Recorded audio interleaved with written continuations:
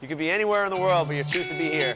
Thank you very much for coming. Okay, so I have a feeling every time I stand in front of this, especially the 7 p.m. class, that I want to really put on something special and do something magical for you guys. Because not only is this something that I want you guys to enjoy, but also it's something that we put down on video and I post online as well. So I'm like, I want to put together good content in order for me to get something. Right? Now, here's the thing. Whenever you're trying to do something to get something, it's never your authentic self. Right? If you go to somebody, I always use this analogy. If you're trying to meet somebody, let's say at a restaurant or a bar, and you go up to them and you want to get something from them, what's the response of the person that you're going to be trying to solicit? They're always going to be on this defensive. I'm not going to give because you're asking kind of deal, right? And then you try to play like that smooth game of like, I don't really want anything, and realistically all you're going to get is people who want to be fooled, right? Oh, that was deep. The only person, if you're trying to fool someone, the only people you're going to attract are those who want to be fooled. I've never thought of that before, but because I'm kind of like in the moment and thinking about it, like that's legit. The only people you're fooling are the people who want to be fooled. There are no victims, only volunteers, right? And if you find yourself only attracting people who are constantly, want to be fooled, you're never going to grow. The people who are actually going to make you grow are the people that you don't feel comfortable with because they're outside of where your comfort zone really is, right? I see some people nodding my head and I feel good about this.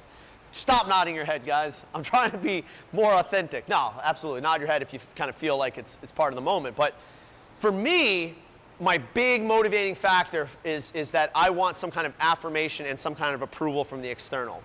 But that only puts me in a place where I have to kind of think about what you want to know, and then I have to assimilate to that and then give you what I think you want.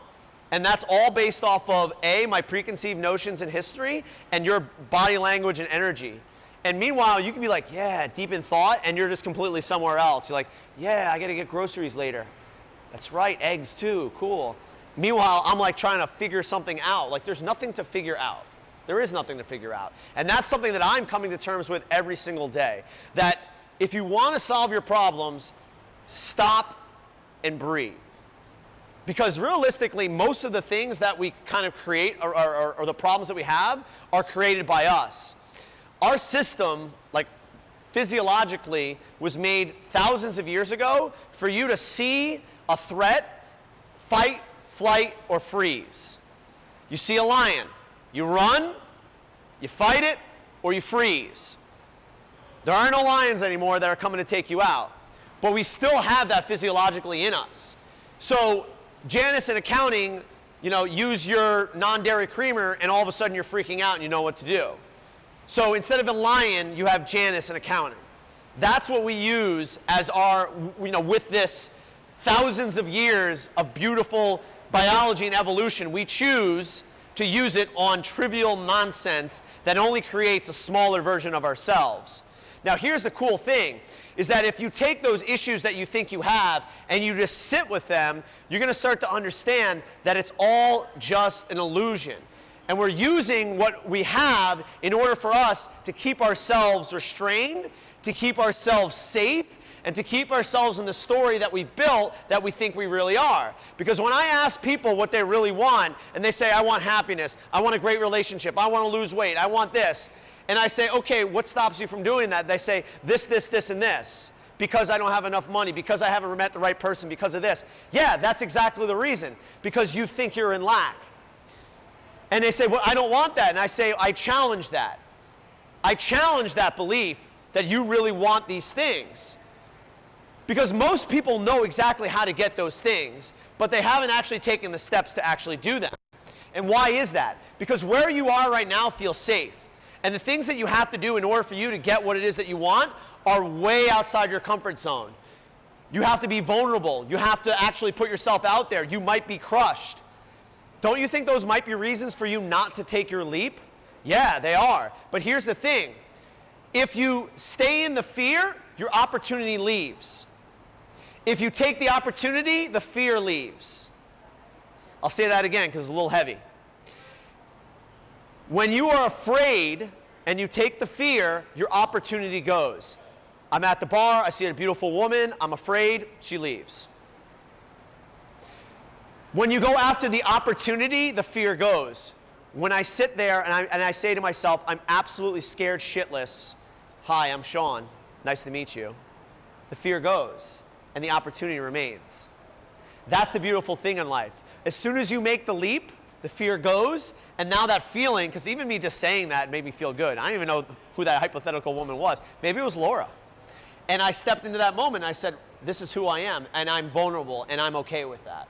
So what I've been doing more recently is not trying to fix the feelings that I had, because that's easy. I mean, that's easy to fall into, fixing these feelings. I feel frustrated. I feel angry. I feel betrayed. All these are feelings that come here, and all we try to do is fix them. Where realistically, all we're really made to do is just feel them and accept them and be with them for as long as it takes for them to kind of run their course. Because as soon as you try to resist those feelings, what have you told the feelings? You're not supposed to be here. And what does that make those feelings want to do? Stay right here. So a perfect example is someone earlier today came in, they said, I'm angry. Okay, all right, cool. That's all right. I'm angry about this and this and this. And okay, cool. Yeah, but you know, it's messed up, isn't it? I'm like, it might be.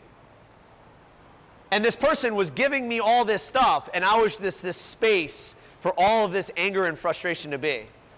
And it was weird for this person because they kept throwing things at me like da da da, and I was just like I was like Neo in the Matrix, like da da da. You know, no, I don't know if that's a terrible reference, but that's who I was. I was a space for this person to kind of let their anger go.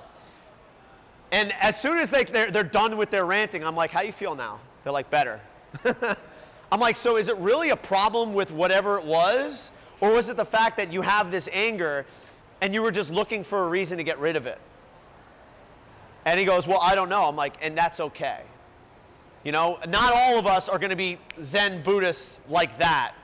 But all you're supposed to do is just be there. Just be there. Human beings, not human doings. Just be there. And you're going to see, as soon as you start just being, those problems that you thought you have are just going to evaporate. Transformational Thursday for today. You can go ahead and put your kettlebells away. Let's get started with today's workout.